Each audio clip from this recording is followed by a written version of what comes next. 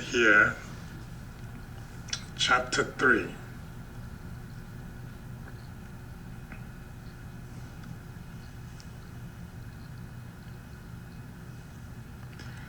Chapter 3, abbreviations. Well, abbreviations are something that throughout the healthcare industry are being minimized because the abbreviations are causing errors. So, some people misunderstand the abbreviations and go do something different. A nurse at my job was supposed to give eye drops only in the right eye. The other had said give one drop OD twice a day. OD means right eye. Instead, the nurse misinterpreted the OD to mean both eyes. Both eyes is OU. Left eye is OS. So this nurse was giving the eye drops in both eyes. Unfortunately, the inspectors were doing their survey. They happened to pick him to watch him pass medication.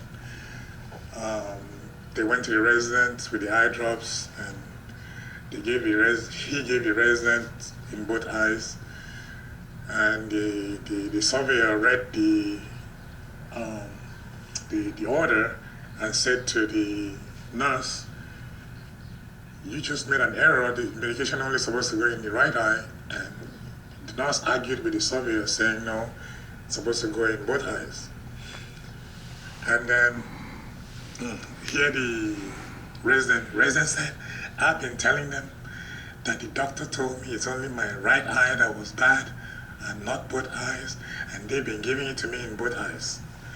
We were in trouble. I think we had a fine of about 15,000 because the inspectors wanted to know how long have we been giving the residents the medication in both eyes instead of just the right eye. So to avoid that problem again, we stopped using abbreviations, but not all of it. We stopped using some abbreviations. Any such abbreviation in a doctor's order, we spell it out. Just spell out right eye, spell out both eyes, instead of using the abbreviations. So here, in this section here, let's go through a few abbreviations.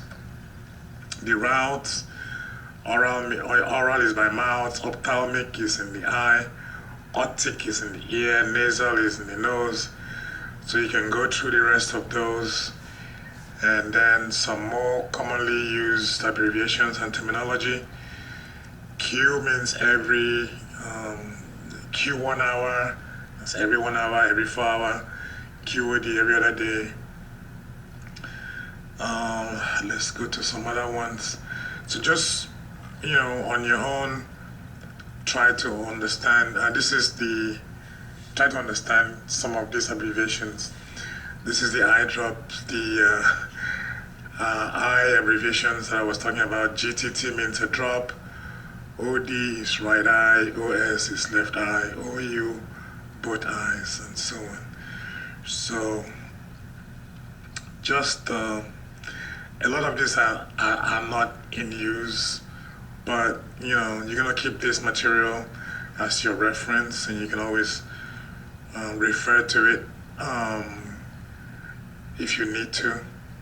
But abbreviations are kind of being cut back. You need to know your equivalents and stuff like that. So try to understand that section. Okay.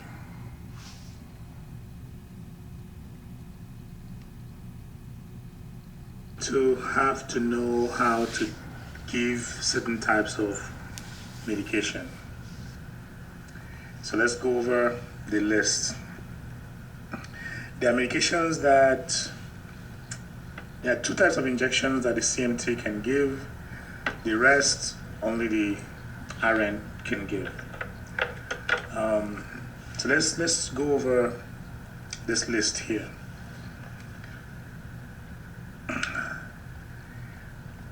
how to give a nose drop, nasal spray, eye drops, eye ointment, eye patch or eye shield, ear drops, handheld inhaler, nebulizer procedure, vaginal suppository, vaginal creams, vaginal douche, rectal suppository, enema, okay, topical like cream or patch that goes on the skin, G-tube, the G-tube feeding. That's the one that is going to be a little bit challenging. That's when the resident does not take anything by mouth and everything goes through the tube. Food, water, medication goes through the tube. So I'll put up videos of each of this demonstration so that you see how it's done.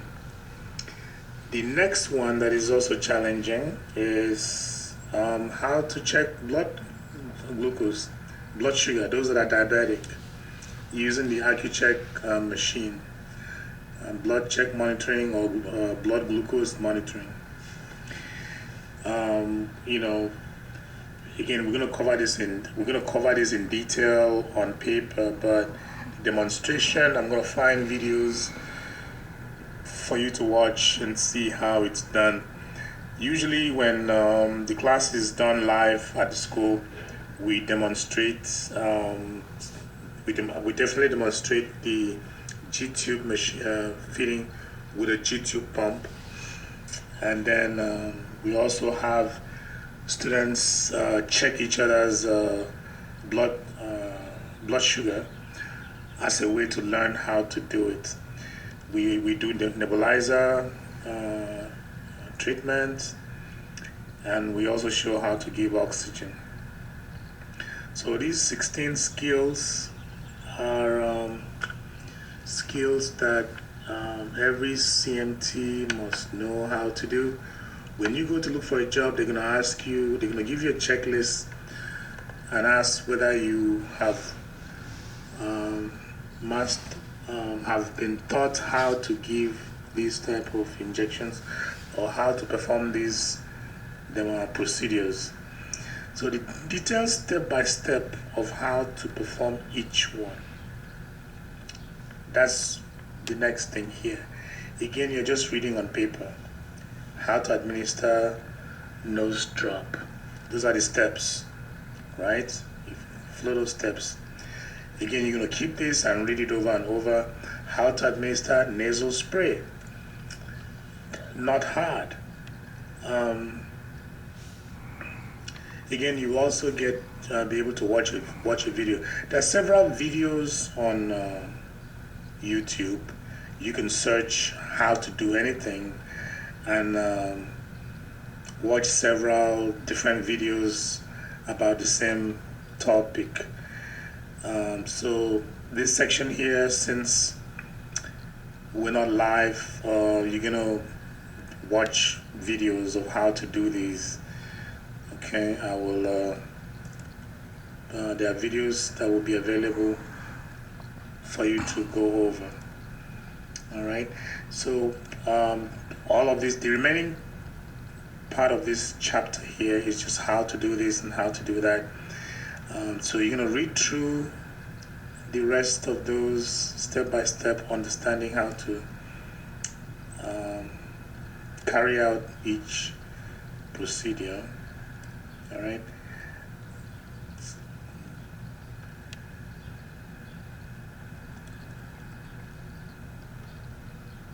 And are you always welcome to attend a live class in the future? You're taking this online because of a situation where you're not able to attend the class, or this class actually, because of, we put this online because of the coronavirus but usually we have a live class and we demonstrate most of this, and we have some of the equipment to show you, and we have students demonstrate at the school. So just read those steps and try to understand them, how to administer enema, enemas and stuff, and other type of how to put on a patch.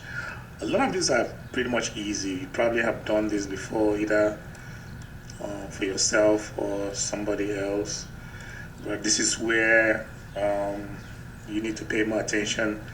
The gastrostomy tube feeding, you have to be very careful because there are a lot of issues. You want to make sure that they don't choke. You have to make sure that you do it gently.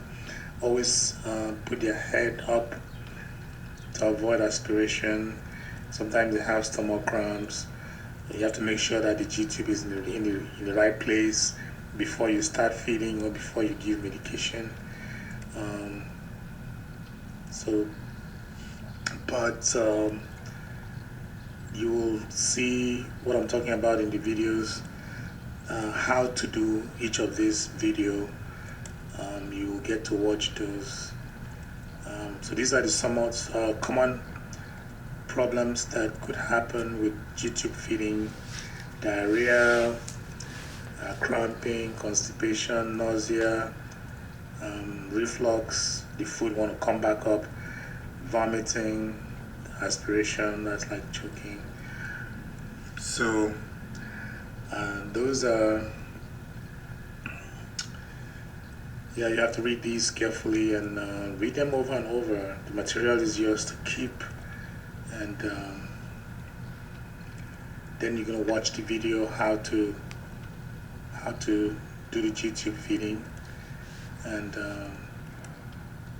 watch the video over and over until you try to master it. Then find out, when we're having a live class, you'll be able to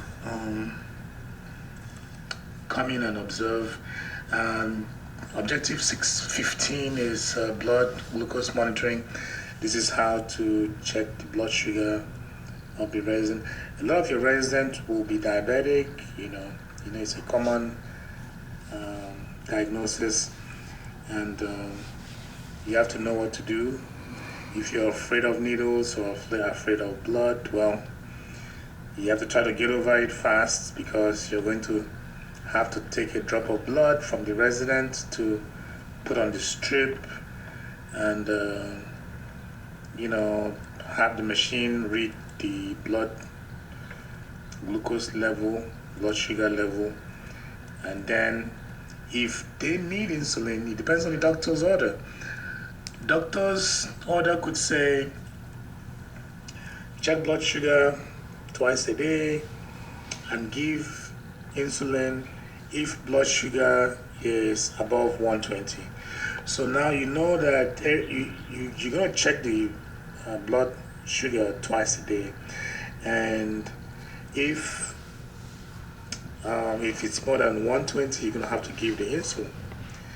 And then how to give insulin, you're going to watch a video, but we just passed it. I think that's demonstration number 16. So that's about it for this chapter. We're going to go into MAR demonstration, and I'm going to use a different format for the MAR. So that's going to be on the next video. See you.